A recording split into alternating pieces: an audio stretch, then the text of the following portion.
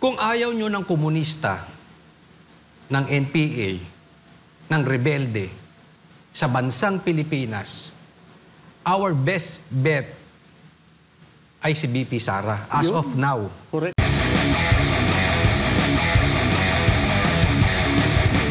Kung napakinggan mo yung sinabi ni Amy Marcos mismo, yung SKL di ba?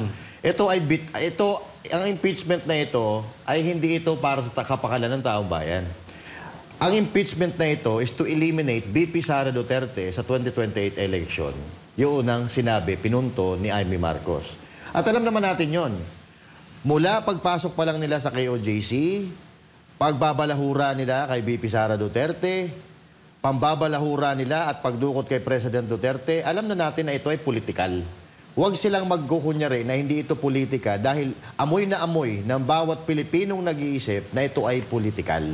Dahil kung hindi ito politikal, ang layo pa partner ng eleksyon 2028, 3 taon pa ang lilipas bago magkaroon tayo ng eleksyon. Di sana kung sila ay talagang kapakanan ng taong bayan ang iniisip nila, yung reklamo ng taong bayan, ang una nilang susolusyonan.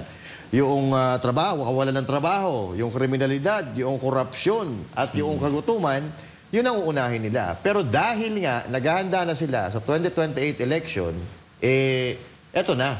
Babasagin nila kung sino ang nakikita nila na pinakamatibay ang pundasyon na makakalaban nila doon sa 2028 election. And regarding the impeachment, ako naniniwala ako na lahat ng abogado kasi mga partners, may kanya-kanyang opinion yan May kanya-kanyang masasabi yan sa lahat ng bagay. Magkakaiba sila ng opinion, pero isa lang din naman ang patutunguhan kung sino kung makikita natin kung saan ang leaning nila.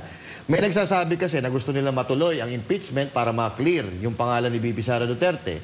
Meron namang nagsasabi ng mga abogado na kailangan matigil na to dahil walang kabuluhan to, hindi ito makakatulong sa mga Pilipino. Sa akin naman, kung matino yung judicial ng Pilipinas, mga partners, kahit ituloy ang impeachment, alam natin na mananalo si BP Sara Duterte. Alam natin yon. Alam na natin yon. Tayong mga supporter. Pero, papaano? Mayroong si J. Corona, di ba?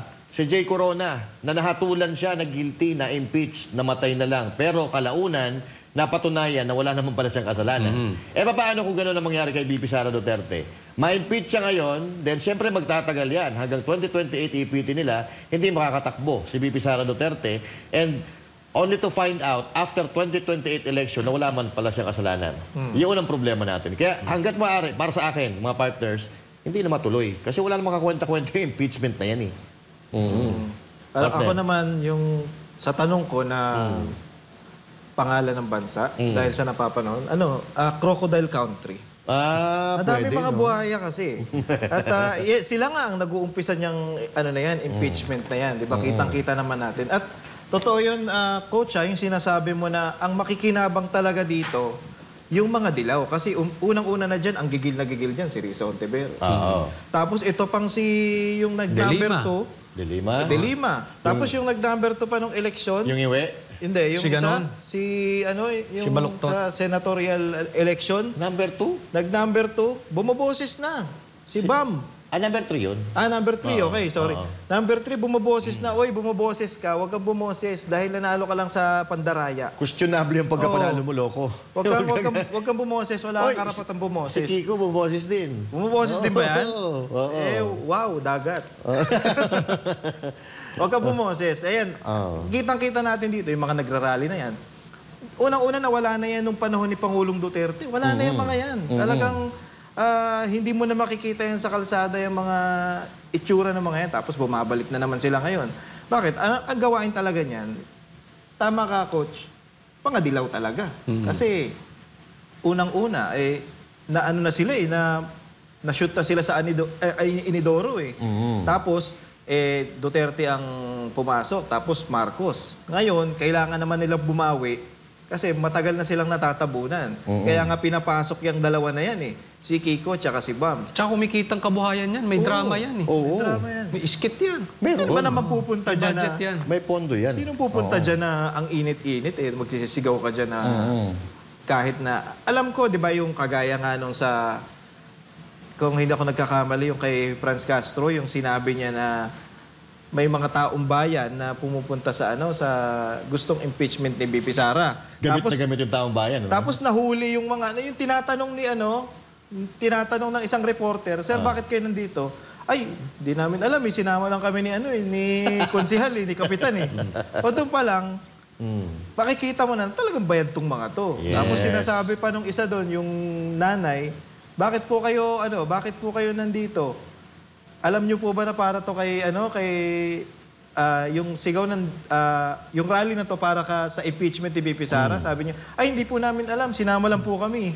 So, 'di ba? Doon pa lang sa mga bagay na 'yon, makikita mo na talaga yung mga galawan ng mga rally na 'yan, talagang bayad 'yan. Yes. Kaya wala tayong believe sa mga ganyan.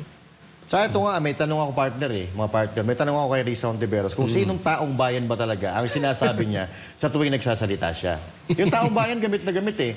O doon sa nakakakilala at nakakalapit dyan kay Risa Ontiveros, pakitanong nga kung sinong taong bayan yan o taong bayad. Taong bayad ata yung sinasabi mo kasi unang-una, the last time I know, hindi ka mananalo Risa Ontiveros kung hindi ka inindurso ng mga Duterte noong nakaraang eleksyon. Ang kapal din ang mukha mo. 'Di ba? Tapos pag nung nanalo ka na, unang-una mong tinira yung dahilan ng pagkakapanalo mo. At ito, tatandaan mo, Risa Ontiveros, yan na ang pinakamataas na posisyon na pwede mong mapuntahan sa gobyerno. Tandaan mo yan, promise, Coach Oli. Last na ba yan? Last na? Last na niya na yan. Oo. Ay, masingit ko, hindi lang pala dilaw mainit ngayon. Ano? Yung mga NPA tsaka Mga rebelde. mga rebelde, komunista. Yan ang talaga ngayon kasi alam naman natin lahat na talagang yan ang talagang halos mamatay na yung mga yan. Yung kanilang organisasyon nung panahon ni Tatay Digong. Correct. Yan ang talagang lalo na si BP Sara. Kaya nga pati si Pastor Kibuloy damay dyan eh. Yes. Bakit? Itong SMNI, si Pastor Kibuloy, talagang laban dito sa mga ganitong organisasyon. So, talagang they will do everything necessary for them na hindi makabalik kasi yung organisasyon na yan, ayaw nilang mawala. Yung mga NPA, komunista. Kaya, meron kasi mga talagang maka-Duterte. Meron yung mga dilaw. Meron yung mga nasa gitna. Alam mo kung kayo nasa gitna at nag-iisip-isip pa kayo, nakikinig kayo, etc., hindi nyo pa alam kung saan kayo susuporta. Ito lang masasabi ko. Kung ayaw nyo ng komunista, ng NPA, ng rebelde, sa bansang Pilipinas, our best bet ay si BP Sara as of now. Correct.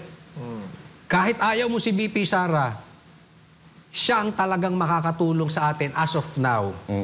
Kasi, kung hindi, na-impeach, pero I don't believe na may impeach. Pero kung sakali man for discussion purposes, guaranteed yan. Guaranteed. These organizations na mga binanggit ko, babalik yan. So, wala tayong pupunta. Kaya nga sila ang maingay ngayon. Diba? Muntik na nga yan eh. Muntik na, muntik. Ewan ko naman sa bansang Pilipinas, nakaalis na tayo sa mga traditional politician nung panahon ni Tatay Digong, nagbalik naman tayo ulit ng trapo, ng ganitong mga klase. Tama, partner. At kung, eto lang, kung pagbabasyahan natin yung mga bansa na matatagumpay, yung mga bansa na asensado, walang rebelde sa kanila eh.